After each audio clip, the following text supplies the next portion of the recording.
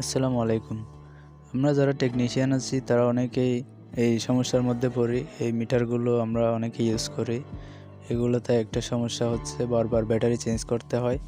তো এখানে দেখেন এখনও কিন্তু ব্যাটারি লো। এখন আমার প্রয়োজন হবে এটা ব্যাটারিটা চেঞ্জ করা। তো সেটা আমি করব না। আমি এখানে এমন একটি পদ্ধতি করব যাতে এটা সারা জীবন ইউজ করা যায়। সেটা কীভাবে দেখুন। এটা এমন একটি সিস্টেম করব যেখানে চার্জার ইউজ হবে এবং ব্যাটারিটা চেঞ্জ করে দেব। এখানে কি ব্যাটারি দেব, কিভাবে কি করব সব কিছু ভিডিওতে থাকবে। সম্পূর্ণ ভিডিওটি দেখতে থাকুন এবং আপনি উপকৃত হলে ভিডিওতে অবশ্যই একটি লাইক দিবেন।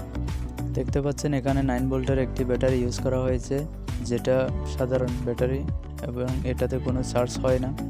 এটাতে চার্জ দিলেও চার্জ নেয় না। তো বারবার ব্যাটারিটা চেঞ্জ করে দিতে হয়, যেটা আমাদের জন্য অনেক সমস্যা হয়। ভিডিওটি স্টেপ বাই স্টেপ দেখবেন, সব কিছু যাতে কিছু মিস না করেন। কেউ স্কিপ করবেন না, শেষ পর্যন্ত দেখতে থাকুন।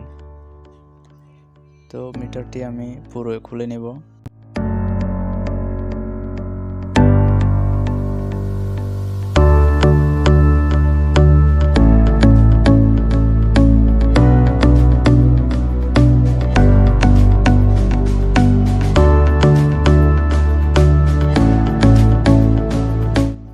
ব্যাকপার্টটি খুলে নিলাম। দেখতে পাচ্ছেন একটি সার্কিট বোর্ড এবং ডিসপ্লে দেওয়া আছে এখানে।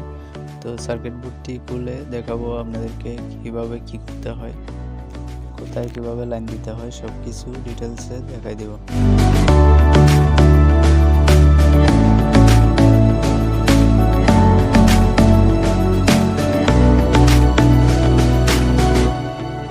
আমি এখানে ব্যবহার করব 12 ভোল্টের একটি ডিসি সকেট এবং 9 ভোল্টের একটি ব্যাটারি।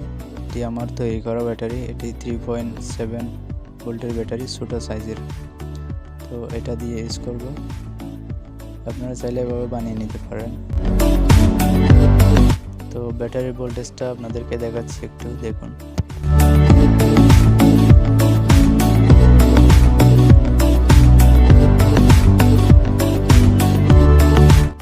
মিটারে লক্ষ্য করলে দেখবেন 9 ভোল্ট কিন্তু দেখাচ্ছে, 9 ভোল্টের আশেপাশে আছে।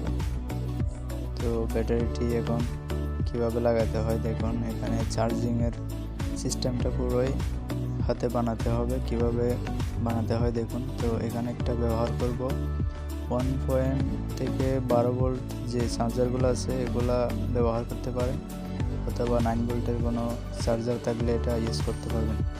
এটা হচ্ছে 1.2 থেকে 12 ভোল্ট পর্যন্ত যে অটো চার্জারগুলো থাকে এগুলো ইউজ করবো আমি।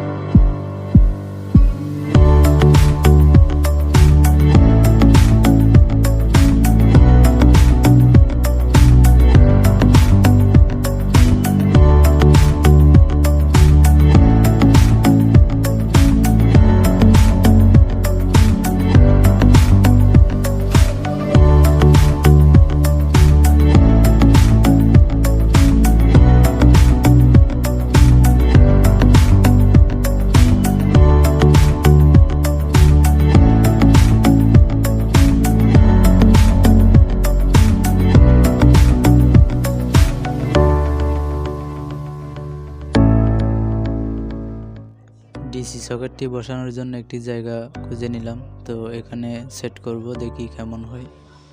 তো পুরো ভিডিও দেখতে থাকুন কিভাবে সেটিং করি। তো এখানে চার্জার সকেটটি বসানোর পরে কিছু কানেকশন আছে, যেটি চার্জার ঢোকালে আমি একটি এখানে লাল এলইডি দিব, যাতে চার্জ হচ্ছে সেটা বোঝানোর জন্য।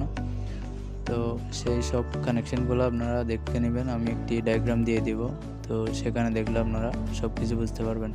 তো আমি এখানে একটি ছিদ্র করে নিয়েছি, এখানে সকেটটি বসাবো। তো এর পাশে একটি ছিদ্র করব, যেখানে আমি একটি ইন্ডিকেটর, রেড ইন্ডিকেটর একটি দিয়ে দিব, যাতে চার্জ হচ্ছে সেটা দেখা যায়। তো এই জায়গায় আমি একটু ছিদ্র করে দিচ্ছি। তো আমি বেশি কথা বলছি না, আপনারা পুরো ভিডিওটি শেষ পর্যন্ত দেখতে থাকুন কীভাবে কাজটি করছি।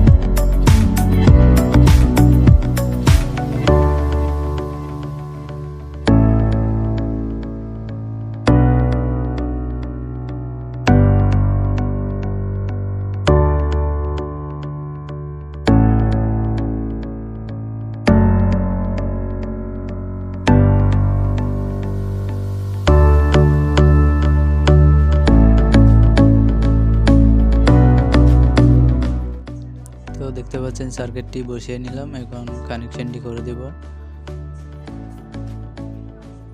কানেকশনটি একদমই সহজ। আমি পজিটিভ নেগেটিভ যে দুটি চার্জার থেকে বের করছি সে দুটি এখানে প্লাস মাইনাসে লাগিয়ে দিব। প্লাস মাইনাস এই তার দুটি খুলে নিব, কারণ আমার বানানো ওই ব্যাটারিতে দুটি প্লাস মাইনাস আছে, ওটি লাগিয়ে দেব।